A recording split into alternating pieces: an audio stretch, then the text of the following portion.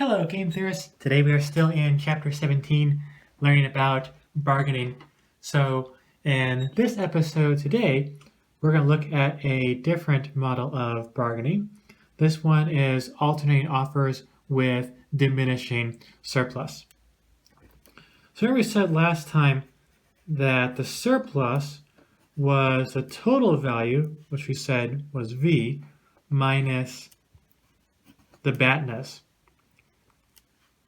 So A was person A's BATNA and B was person B's BATNA. The BATNA was what you could get if there's no deal. I used the example that if I failed to reach a deal with Binghamton last year, my alternative, my BATNA, was to keep working at Truman State University. So in this model, the surplus goes down each time an offer gets rejected. So as negotiations drag on further and further and further, that's going to reduce the value of working together. So I mentioned earlier that when I first taught this class, there was a strike by the grad students at the University of Oregon, where I was at the time. So you can see why that might be true, where the surplus would diminish as negotiations fail. So the grad students went on strike right before finals week. So if they get rehired right away, if they get a deal right away, then the grad students can just go back to teaching their classes and giving out finals. A lot of the classes there were taught entirely by grad students. They weren't just doing discussion labs. Now the negotiations drag on further and further, then those final exams are not being given out and grades are not being given out, so the benefits of reaching a deal with the grad students would go down. So there's an incentive to reach an agreement quickly, and the surplus diminished because of the effect it has on giving out finals and on students getting grades.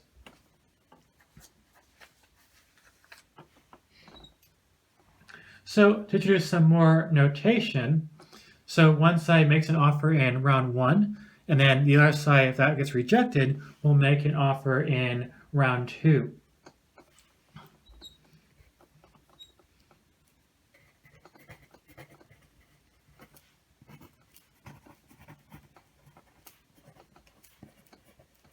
And of course, if it gets accepted, then the game just ends.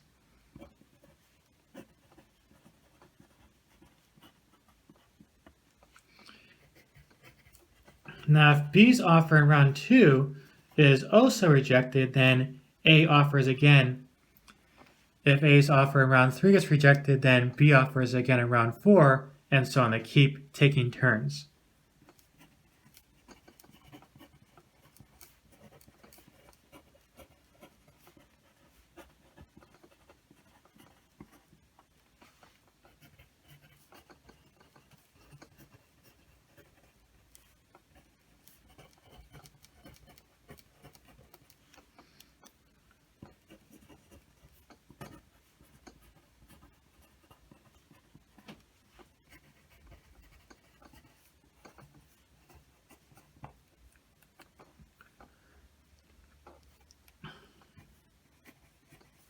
So here's how I'll model the decrease in the surplus.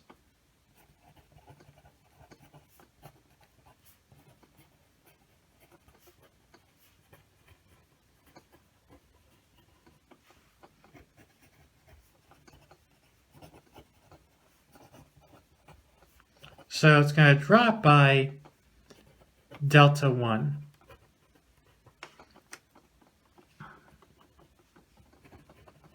So our surplus was originally V minus A minus B when the game started.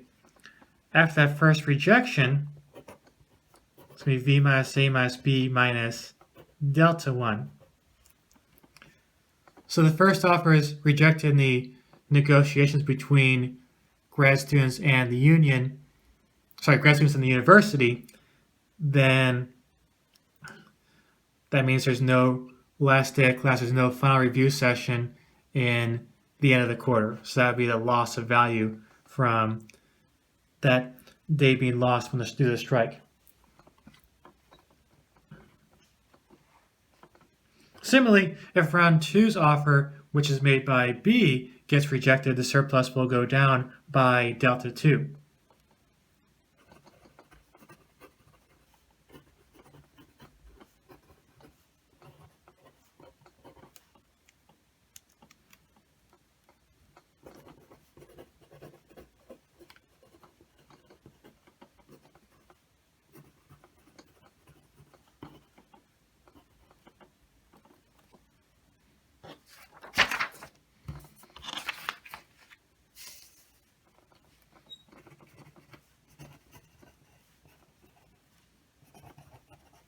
So you had originally V minus A minus B.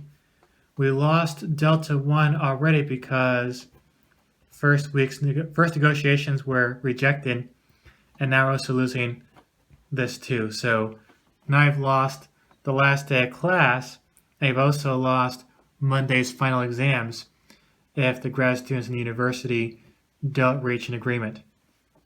I think what happened is that, if I'm recalling correctly, they reached a deal somewhere in the middle of finals week back at the University of Oregon.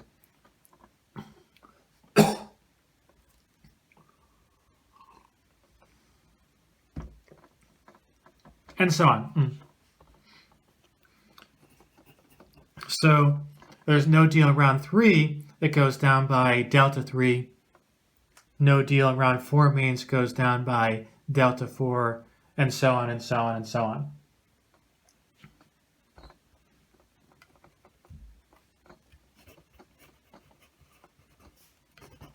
So let's have capital N be the maximum number of rounds. We have surplus being V minus A minus B where we started, but then we lost all these deltas due to failed negotiations. Oops, that should be a minus sign, not a plus.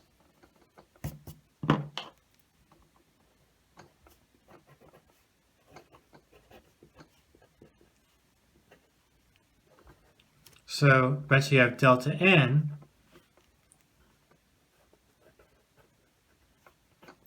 and the surplus eventually vanishes entirely. So if the grad students and the university spend all of finals week negotiating, all of next year negotiating, then there really is no benefit anymore to hiring them back and making a deal. So they spend all of, say, 2015 on strike, you can't negotiate a deal for 2015 because 2015 is over.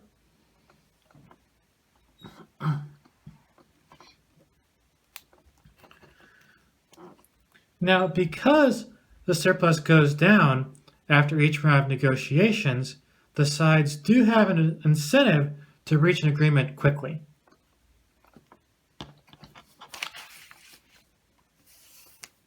So, back at the case of the university and the grad students, then Oregon really wanted to get a deal fast because they wanted to have minimal disruption with final exams.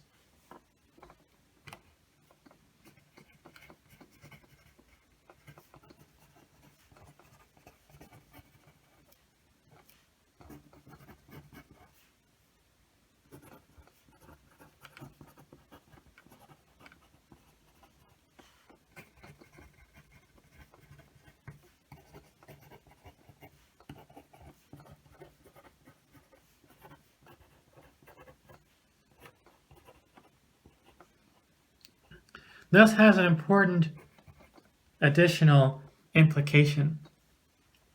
It means there's an advantage to being able to make the first offer. If you make the first offer, it doesn't have to be entirely fair. It doesn't have to be entirely 50-50 split. However, the other side still is going to be inclined to accept because they don't want to see the surplus go down.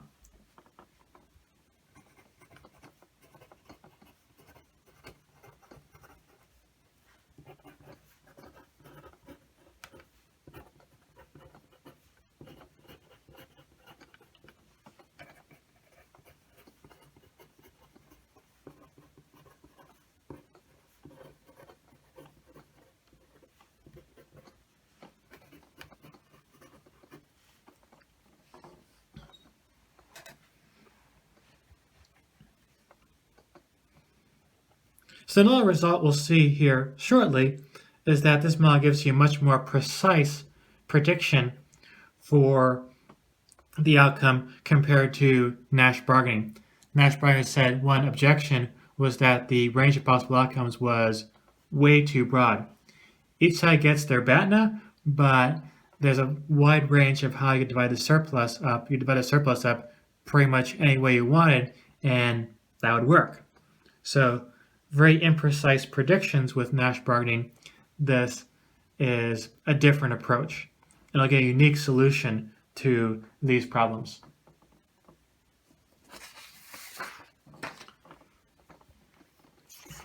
So let's work through an example.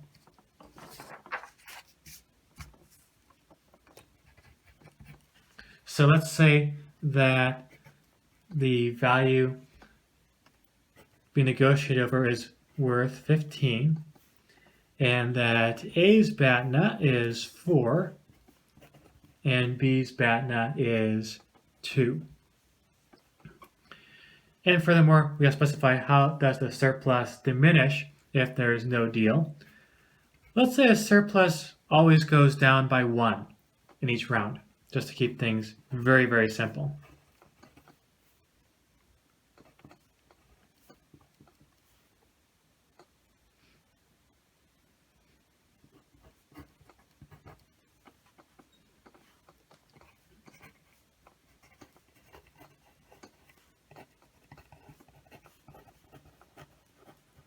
Player A is going to have the right to make the initial offer. If rejected, then B makes an offer and they take turns.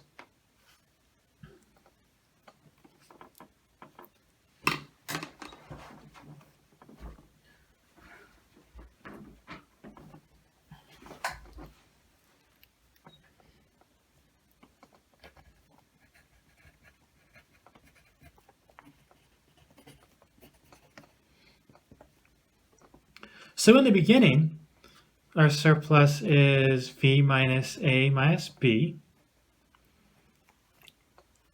In the beginning, there have been no offers yet, so nothing has been rejected. That means there are no deltas affecting us yet. This comes out to 15 minus 4 minus 2, which is 9. Now we said that surplus is going to drop by 1 each time. That means negotiations can't last any longer than 9 rounds.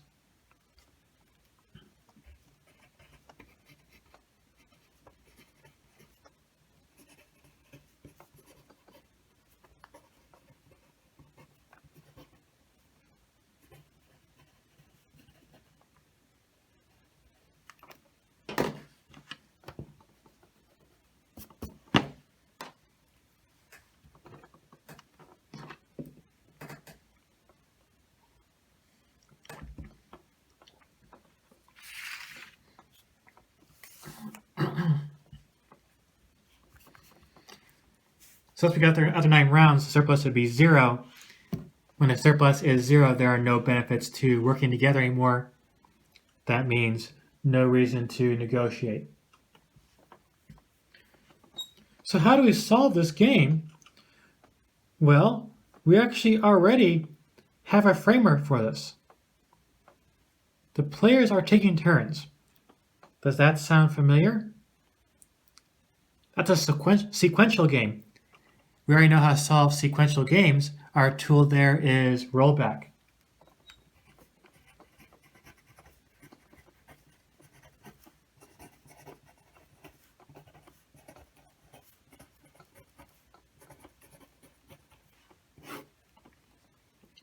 So we go to the very end of the game. That's going to be round 9. We figure out what happens in round 9, and then we have to work our way backwards all the way up to round 1.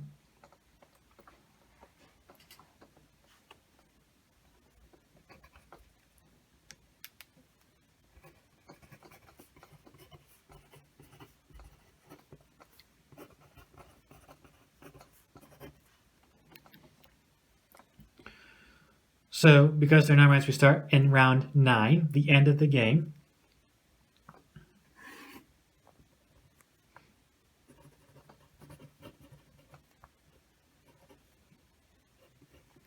our surplus is going to be just 1 by now. So the initial surplus was 9, but there were 8 offers that got rejected, and each time an offer got rejected, surplus went down by 1. So if you want to write it out, v minus A minus B minus delta 1 minus delta 2, delta 3 minus delta 8. So that's going to be 15 minus 4 minus 2 minus 8 of these guys.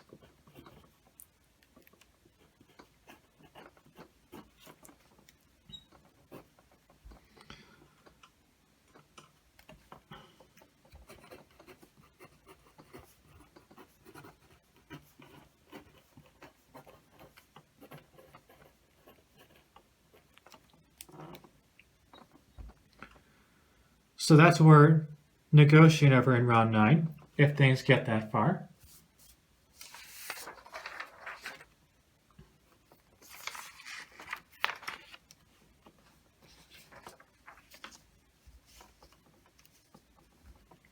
Now, who offers in round 9? Who's making the offer? Well, we said A makes the first offer over here. So that means B makes a second offer, and A in round 3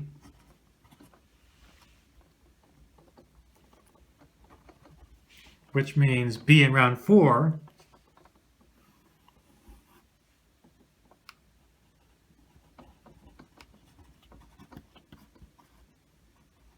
which means A in round 5. So you see the pattern here?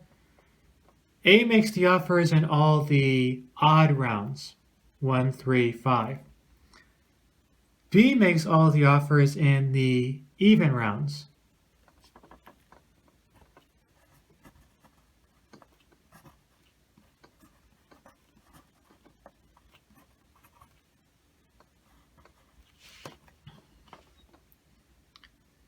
Well, round 9, that's an odd number, so that means A is making the offer.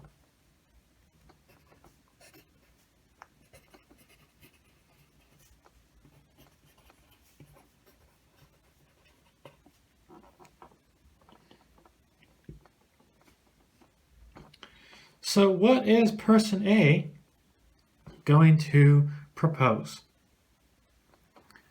Well, person A knows that if my deal gets rejected, the surplus is 0. So that gives person B a really strong incentive to accept. So you say no, you get nothing.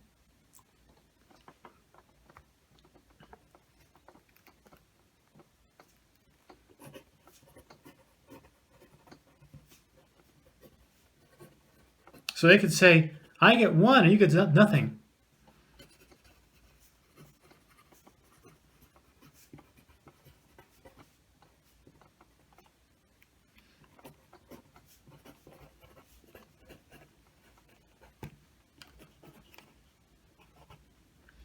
And B has no reason to decline because they're going to get 0 anyways.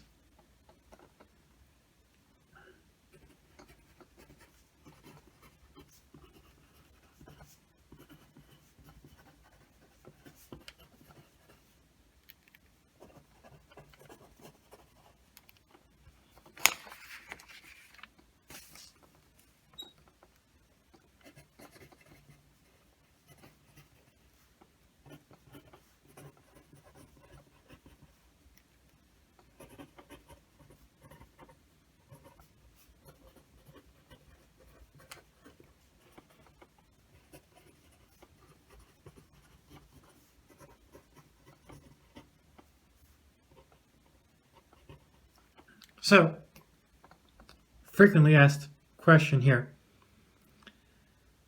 Why shouldn't B just reject because they're indifferent? Well, if I were to do this negotiation in real life, I'd probably throw B at least a penny to make sure they're not indifferent. However, there is still an equilibrium where they can say yes even though they are indifferent. So in order to be in equilibrium, you can't gain by deviating. In this case, you get 0 either way, so getting 0 instead of 0 isn't a gain. So you have not broken our equilibrium. So it also keeps things simple because we're not keeping track of spare pennies floating around. So there is an equilibrium where B says yes to this offer. But again, if you try this in the real world, give B a penny, make sure they're not indifferent between yes and no.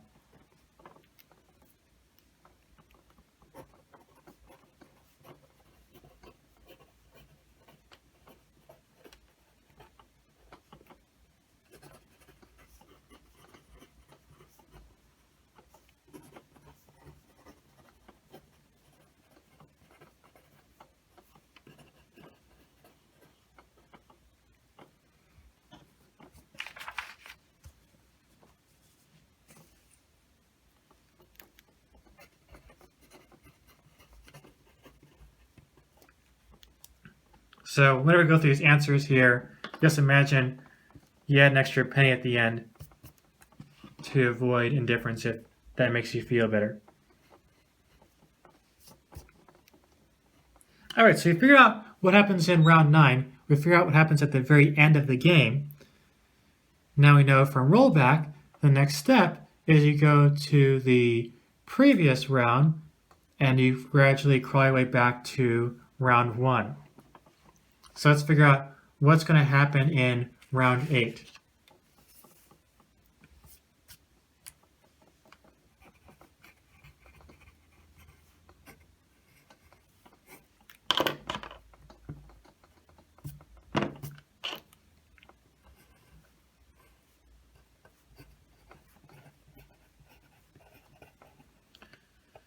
So B is the one making the offer. We established back here that B makes the offer in all the even rounds. So 8's an even number, so B's making the deal. What's our surplus?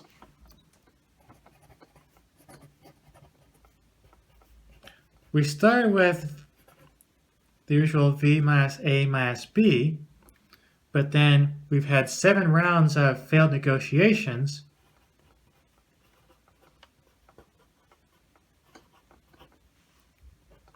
So now it's just 2.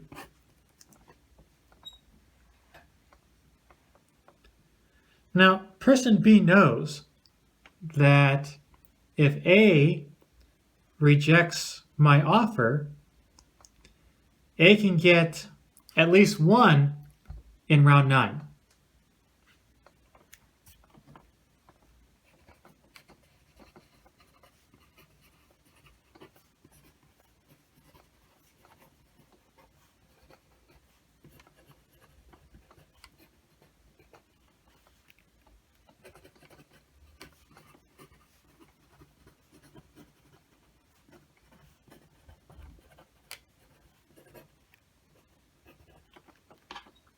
So what does that imply for us? Well, if they can get at least $1 next round, I have to offer them at least $1 this round to get them to accept. If I try to say, I get 2, you get nothing, A's going to say, nope, I'm going to get $1 round 9 instead. So I got to offer A $1 right now to get A to accept.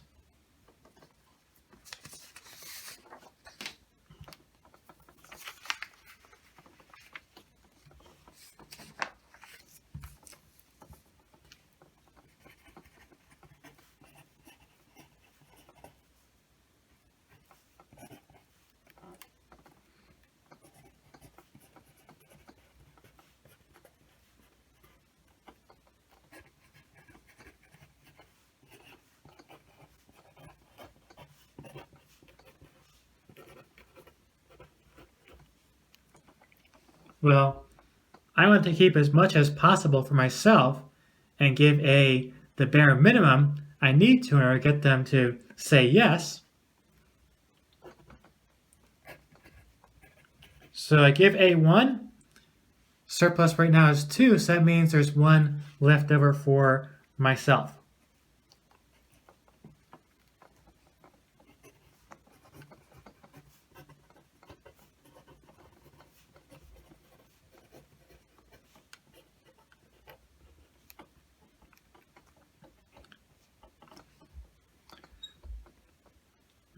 And again, you might say, well, A is technically here indifferent between saying yes and getting 1 or saying no and also getting 1. But there's an equilibrium where A says yes. If you want to make sure that person A says yes for certain, throw a penny. Give A 1.01.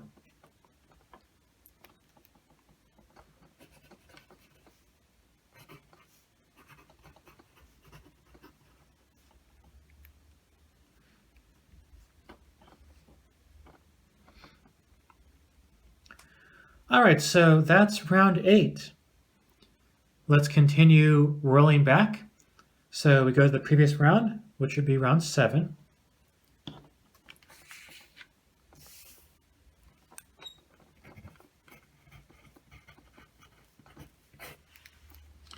So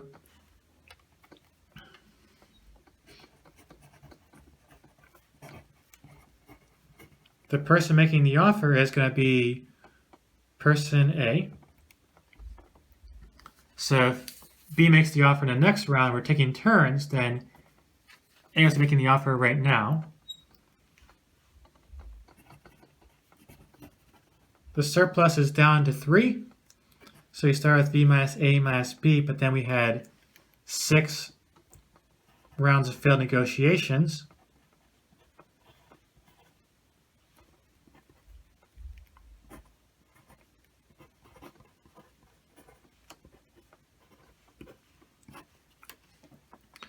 So we're dividing up 3 at this point.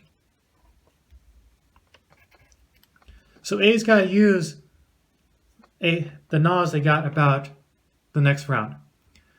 We know that in round 8, B can secure a payoff of at least 1 of the surplus.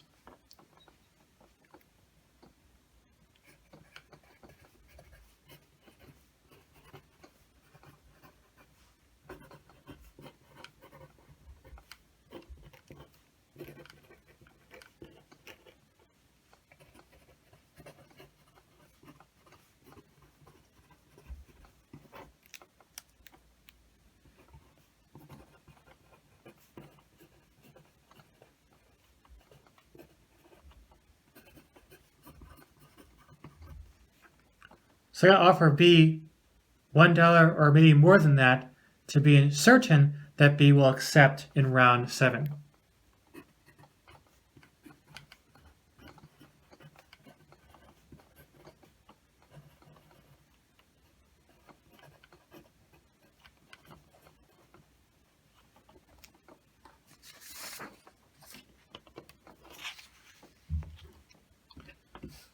So the amount at stake is 3, and I'm giving 1 to person B.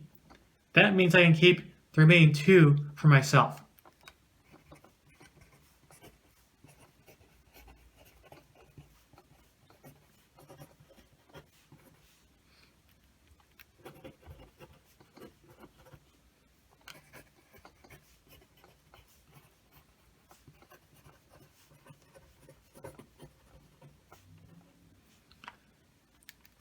B can't improve on that, so B accepts.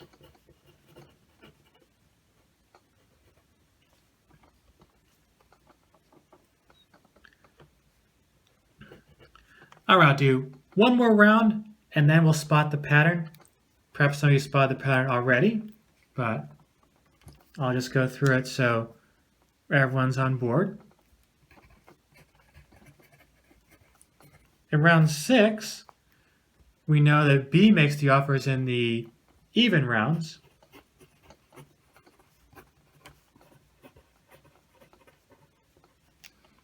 Our surplus is 4 because we've had 5 rounds of failed negotiations.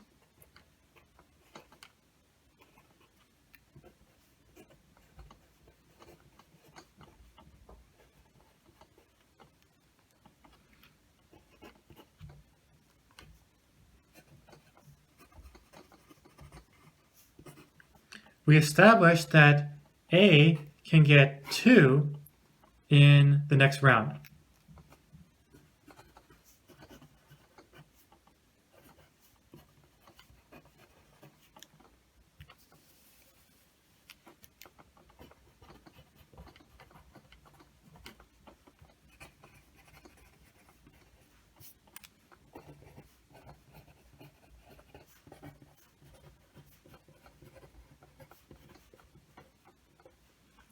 So I offer A 2 units of surplus to make sure A agrees.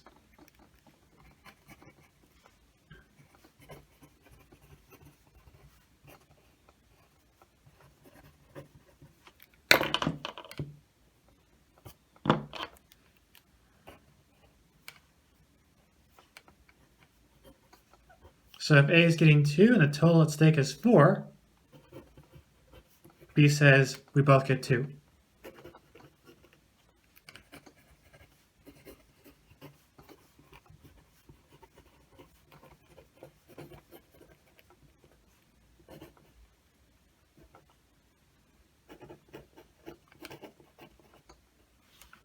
So again, A is indifferent, but there's an equilibrium where A accepts.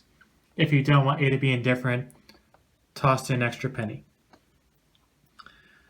All right, so done a couple of rounds. You might have seen a pattern emerging. In round 9, the deal was A gets 1, B gets nothing. In round 8, they both got 1. In round 7, A gets 2, B gets 1. In round 6, they both get 2. So in all the even rounds, we divide the surplus equally. In all the odd rounds, A gets 1 more.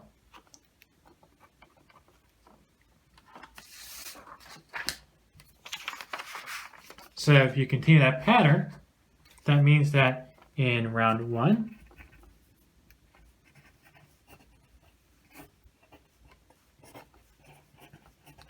A offers, our surplus is 9 because there have been no failed negotiations yet.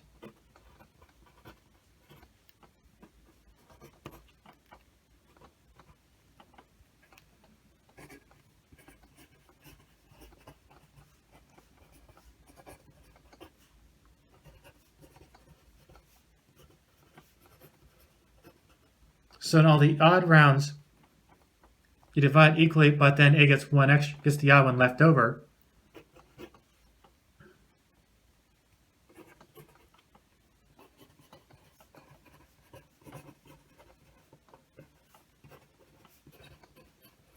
And B accepts an equilibrium.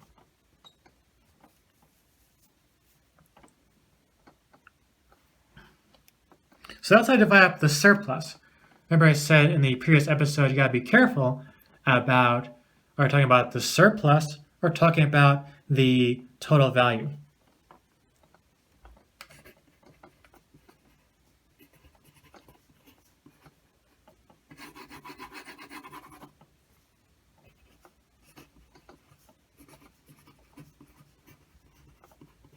So A gets their BATNA plus the amount of surplus they got.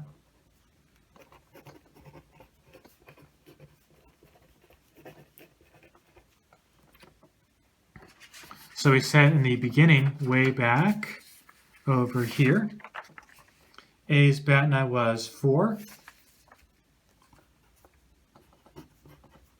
And they got 5 in surplus.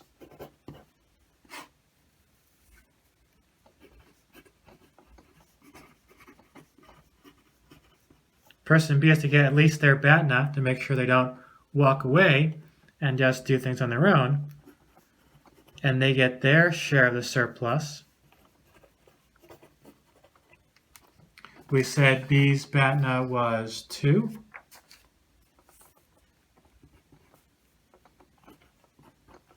And the share of the surplus B got was 4.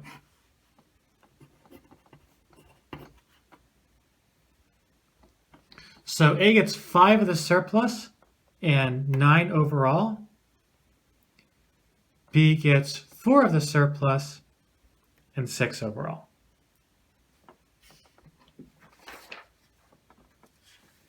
So that's how I worked through that example.